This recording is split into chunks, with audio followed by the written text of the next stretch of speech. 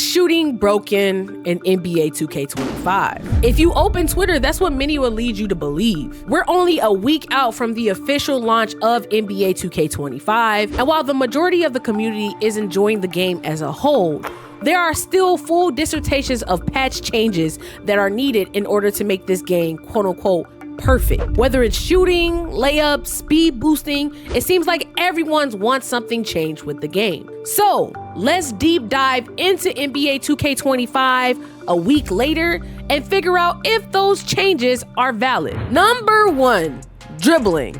Every year, the group that's most affected by the changes in the game is the guard and dribbling community. Whether it's by design to purposely handicap their abilities, or them just being a victim of circumstance to increase realism in the game, one thing is sure, they usually have to make the most adjustments game to game. Now, sprinkle in an all-new dribbling system and you have the perfect recipe for a big old frustration pie from this community. While many are excited from the different combinations you're able to do this year with the new dribbling system, the reoccurring change that this dribbling community is trying to see is the increased speed burst out of moves and the ability to quick stop your player without having to do an additional input. Now, I know what y'all gonna say.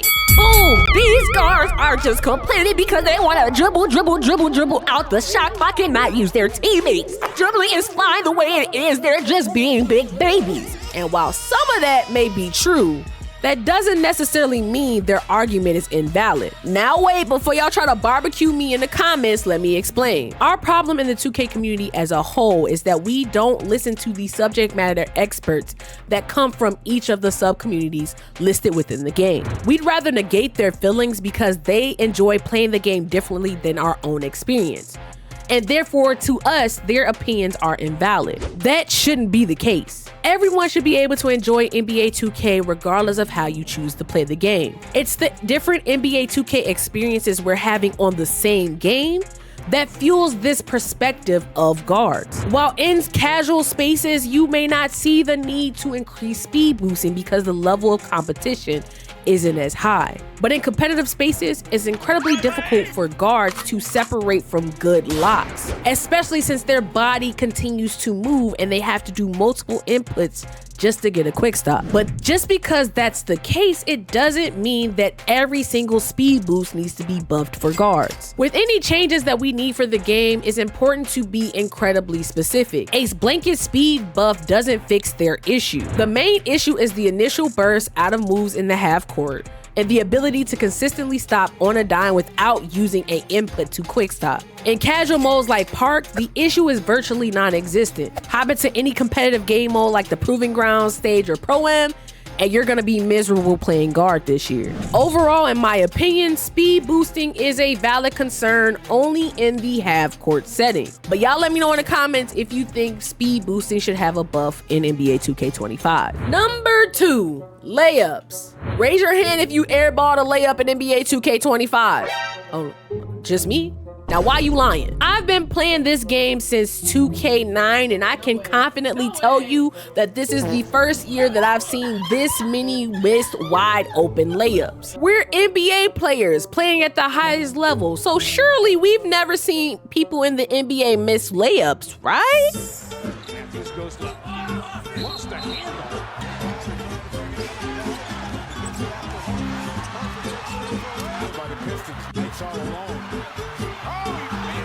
Just arrived from the second half, and these passes are resulting in layups.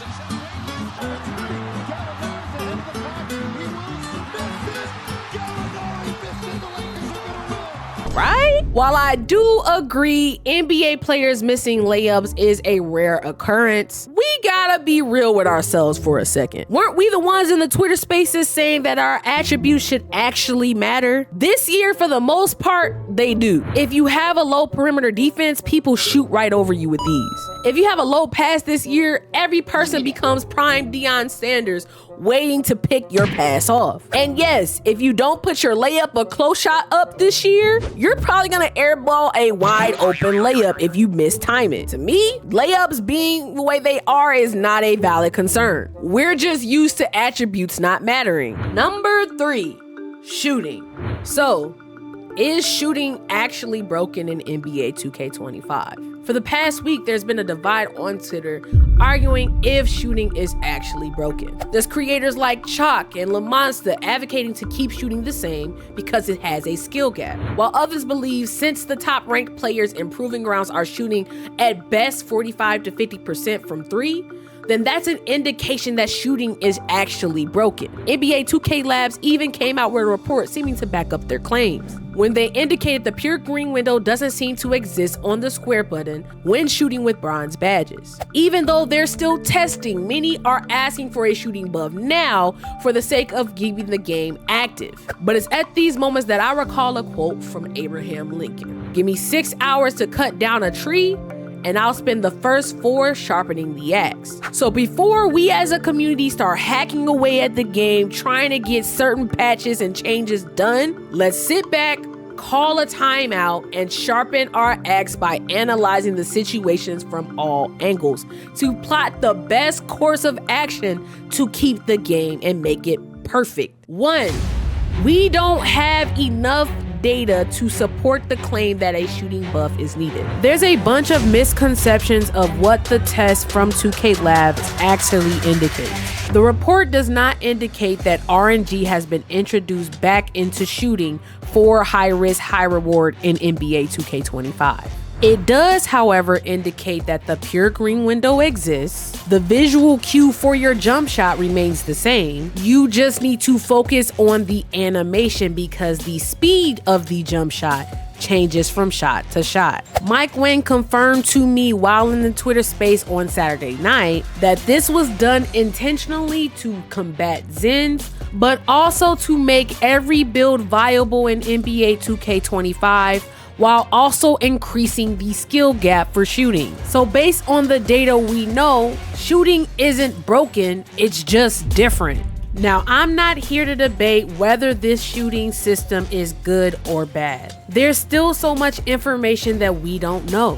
2K Lab indicated themselves that they're still testing, so we have no idea the boost on the right stick with rhythm shooting. We don't know if the shot stability rating in the jump shot creator affects the jump shot speed changes in any way. Therefore, we can't make an accurate assessment at this time. So before we continue pushing for a patch before we have full information, we need to learn from previous years and allow time to gather more information. The feedback has been given to the devs, especially in the space that we had on Saturday night. We now know jump shot speed changes from shot to shot. So all of our make percentages should go up because we'll be focusing on the animation. Therefore, if something is actually broken in shooting, the data they gather these next few weeks would indicate that, and adjustments would be made. Before going into NBA 2K25, what was the most requested change in the Twitter spaces and online? To remove Zins and Titans from being effective in NBA 2K. And while that isn't NBA 2K's problem to fix because it's a hardware issue, the software developers for NBA 2K have taken certain steps to try to combat the effectiveness of Zins. So for us as a community, we have to make a decision. In order to make Zins less effective, shooting will have to be harder. Are you willing to shoot on average about 45 to 50% on the square button if Zins aren't super effective in every mode? Y'all let me know in the comments how you feel. The Season 2 patch should be the game balancing update we've been looking for. In the meantime, take a look at your animation, focus on your release point, and try rhythm shooting to see if you can get comfortable with it. I've seen an improvement in my shot percentage using it, and maybe you will too. But if you are having issues shooting the ball in NBA 2K24, why don't you check out my walking bucket build that'll get you all the shooting that you would need in order to be effective. So on that note, I'll see y'all in that one. Good night.